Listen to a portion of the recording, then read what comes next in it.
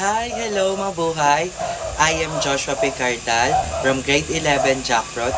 Today, ituturo ko sa inyo paano nagpa-process ang exogenic processes. First, let's start on weathering.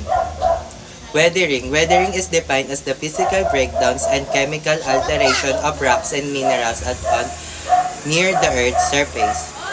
Mechanical weathering.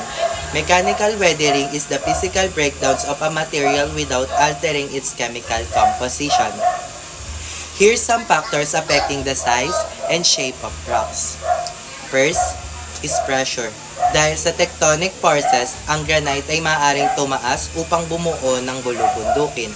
Pagkatas umakyat at lumamig ng granite, ang mga bato at sediments sa ibabaw ay maaaring masira. Sa puntong ito, bumababa ang presyon, ang bato ay lumalawak, lumalamig at nagiging brittle and fractured.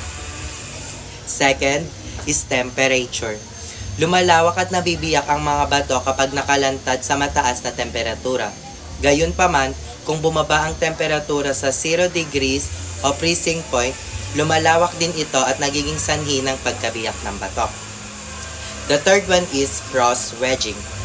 In overall, ang mga bato ay may fractured sa ibabaw nito. At kapag ang tubig ay naipon sa bitak, sa puntong iyon ay nagyayelo at ang yelo ay lumalawak at nabibiyak ang bato. Abrasion. The breakdowns of rock is caused by impact and friction.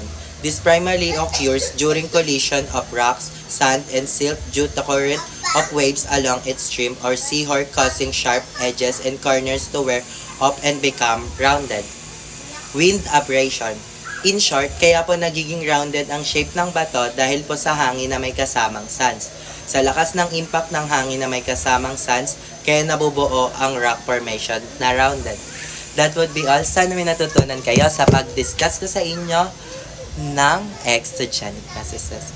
See you next time. Bye!